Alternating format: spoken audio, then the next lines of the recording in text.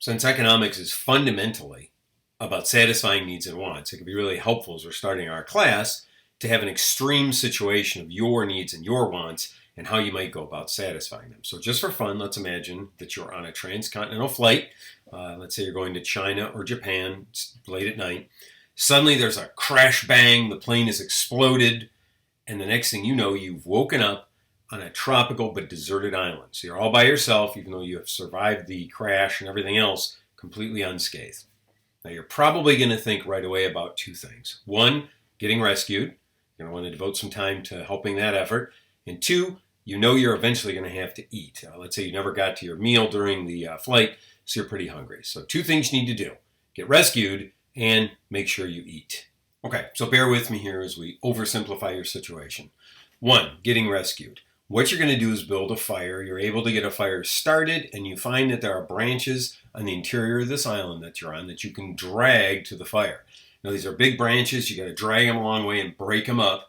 So it's a lot of work. So that's one thing you can do with your time to try to get yourself rescued is build up this fire.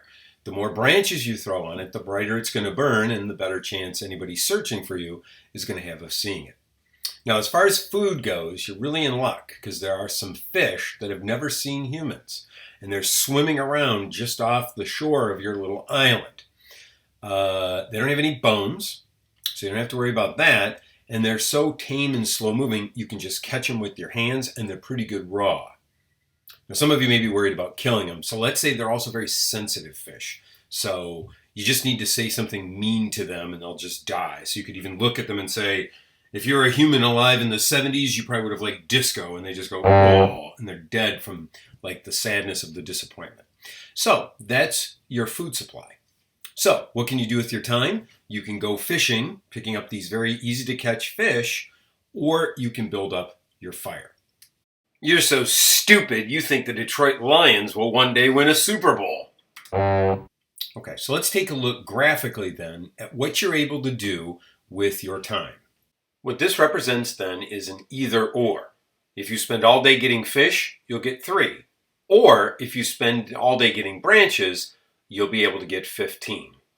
The dilemma you have between splitting your time getting fish or building up your fire represents what probably is our most fundamental concept in all of AP microeconomics, and that is opportunity cost.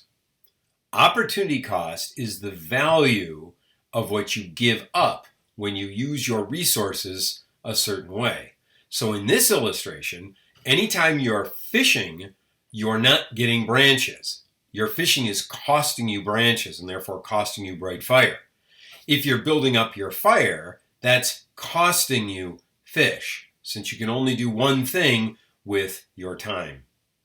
So what we're saying in putting these numbers up is every one fish that you pluck out of the ocean, well, you could have been getting 5 branches in that time, so the cost of that fish is 5 branches. And we can flip it around. For every one branch you've dragged, you are 1/5 of the way towards capturing one of those fish.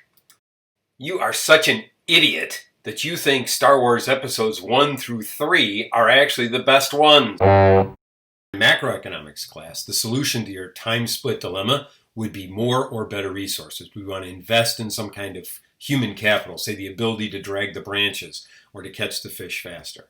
But in microeconomics, we're going to take a totally different direction. And to help explain that, I want to show you the data for another person who you just discovered on the island.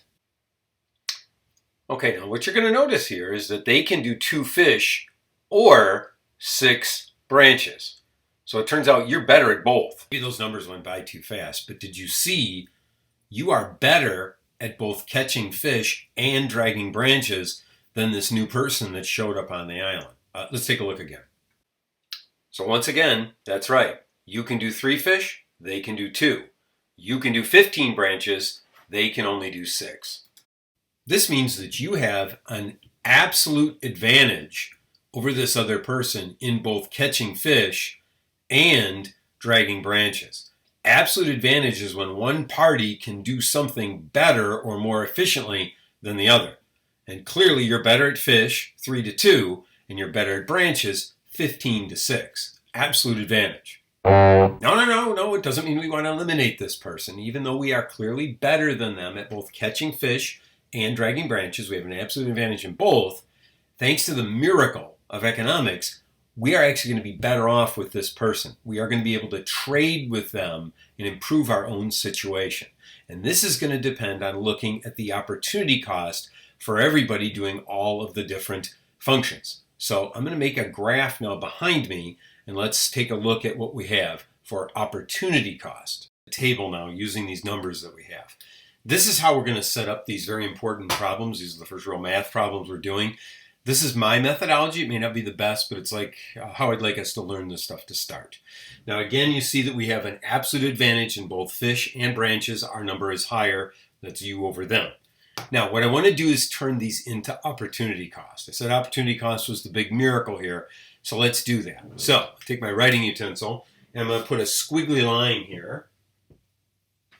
And that means that beyond here is going to be now my opportunity cost calculations. I'll rewrite the headings, fish and branches, and I'll do the math. Now, my method of doing the math is when I've got quantities here, fish and branches, to get fish, I'm simply going to take this other number and put it on top. 15 over the 3 gives me 5b. Now, what exactly does that mean? What it means is for every one fish that I pick up, my opportunity cost is the 5 branches I could have dragged. And that's exactly what we already saw in a previous slide. Now, to go the other way, branches, put this number on top, 3/15 or 1/5 of a fish. Now, let's do the same for them.